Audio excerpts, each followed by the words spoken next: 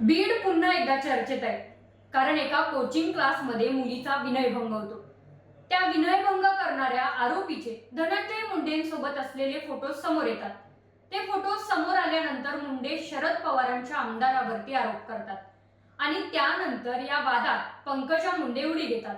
हे सगळं इतकं गुंतागुंतीच आहे की बीड जिल्ह्यात नक्की चाललंय काय हा प्रश्न सारखा उभा राहतो. धनंजय मुंडेंच्या मागे लागलेलं शुक्लकाष्ट काही संपतच नाही, कारण एका प्रकरणातून बाहेर पडत नाही तोवर नवं समोर येतं आणि त्यात अख्ख्या राजकारणाची खिचडी होते.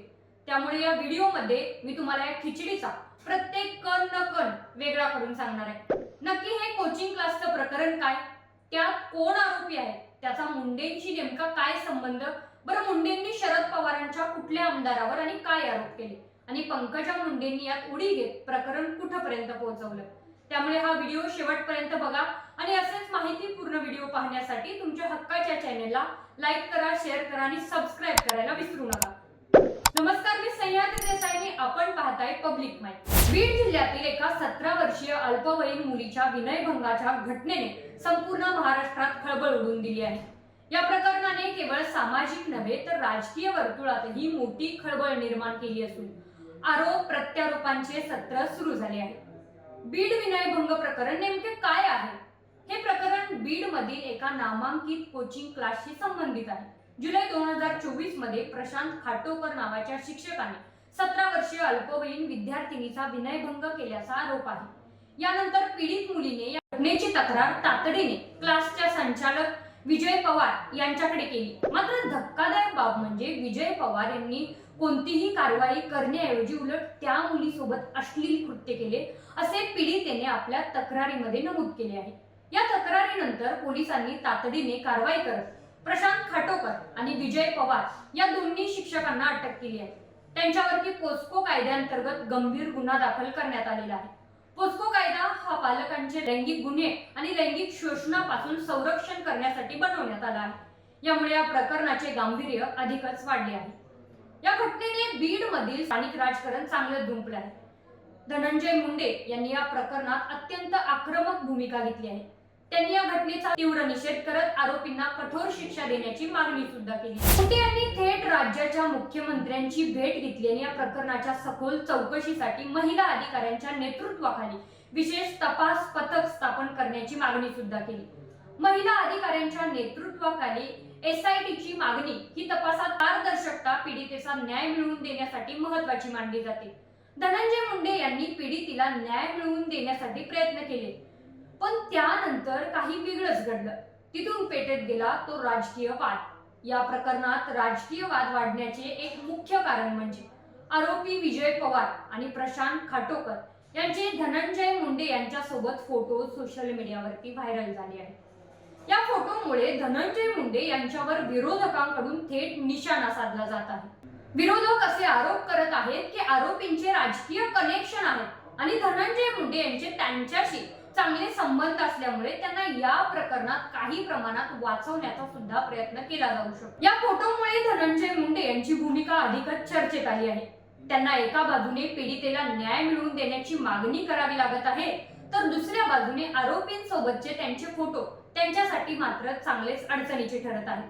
धनंजय मुंडे यांचा या प्रकरणात थेट संबंध आरोपीच्या कृत्याशी नाही, मात्र त्यांचा संबंध काही कारणामुळे चर्चेत आला आहे आणि ती कारणे पाहूयात आपण.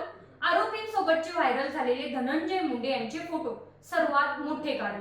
आरोपी विजय पवार आणि प्रशांत खाटोकर यांचे धनंजय मुंडे यांच्यासोबत काही जुने फोटो सोशल मीडियावरती व्हायरल झाले आहेत.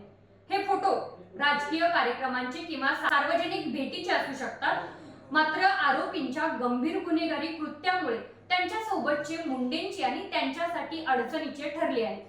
यामुळे विरोधक त्यांच्यावर आरोपींचे राजकीय संबंध असल्याचा आरोप देखील करत आहेत. मात्र या संपूर्ण प्रकारामुळे धनंजय मुंडे यांच्या स्थानिक राजकारणावरती चांगलाच परिणाम होताना दिसतोय. धनंजय मुंडे हे बीड जिल्ह्यातील एक मोठे राजकीय व्यक्तिमत्व आहे. त्यांचे स्थानिक पातळीवरती अनेक राजकीय विरोधक आहेत. अशा गंभीर घटनेत जेव्हा त्यांचे फोटो आरोपींसोबत समोर येतात तेव्हा त्यांच्या राजकीय विरोधकांना त्यांच्यावरती हल्ला चढवण्याची एक वेगळीच संधी मिळते. म्हणजे या प्रकरणात राजकीय वाद वाढवण्याचा मुद्दा म्हणजे संदीप क्षीरसागर यांच्या मोबाईलच्या CDRची तपासणी करण्याची मागणी केली आहे.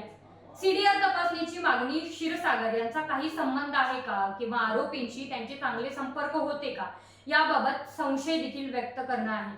ही मागणी राजकीय वर्तुळात मोठी चर्चा निर्माण करणारी ठरली आहे, कारण यामुळे दोन स्थानिक नेत्यांमध्ये थेट संघर्ष निर्माण झाला आहे. इतकंच नाही तर धनंजय मुंडे यांनी स्वतः संदीप क्षीरसागर यांच्या सीडीआरची मागणी करून या प्रकरणाला आणखीन एक राजकीय रंग दिला आहे. संदीप क्षीरसागर हे राष्ट्रवादी काँग्रेस अजित पवार गटाचे आमदार आहेत. ते धनंजय मुंडे यांचे राजकीय प्रतिस्पर्धी मानले जातात. या मागणीमुळे या प्रकरणाची व्याप्ती वाढली असून ते केवळ विनयभंगाचे प्रकरण न राहता स्थानिक राजकीय वर्चस्वाचा संघर्ष बनला आहे. हे प्रकरण इथपर्यंत थांबलं नाही तर भाजप नेत्या पंकजा मुंडे यांनीही या प्रकरणात तीव्र संताप व्यक्त केला. त्यांनीही आरोपींवर कठोर आणि तात्काळ कारवाई करण्याची मागणी केली आहे. पीडितेला न्याय मिळावा आणि अशा घटना पुन्हा घडू नयेत यासाठी ठोस पाऊले उचलली जावीत अशी त्यांची मागणी आहे. थोडक्यात बीड मधील अल्पवयीन मुलीच्या विनयभंग प्रकरणाने केवळ सामाजिक संताप वाढवला नाही तर बीडच्या राजकारणातही मोठी उलथापालथ घडवून आणली आहे. आरोपींचे राजकीय संबंध, नेत्यांचे आरोप प्रत्यारोप आणि व्हायरल झालेले फोटो यामुळे हे प्रकरण अधिकच गुंतागुंतीचे झाले आहे. या प्रकरणाचा तपास निपक्षपणे होऊन पीडितेला न्याय मिळावा अशी अपेक्षा मात्र सर्वसामान्यांमधून होत आहे. पीडितेला न्याय मिळेल का आणि या प्रकरणामध्ये पुन्हा एकदा कुठला राजकीय मुद्दा उफळून येतोय का हे बघणं आता महत्त्वाचं ठरतं. तोपर्यंत असे सविस्तर व्हिडिओ पाहण्यासाठी पाहत राहा पब्लिक माईक. पब्लिक माईक या YouTube चॅनलला लाईक करा, शेअर करा आणि सबस्क्राईब करा.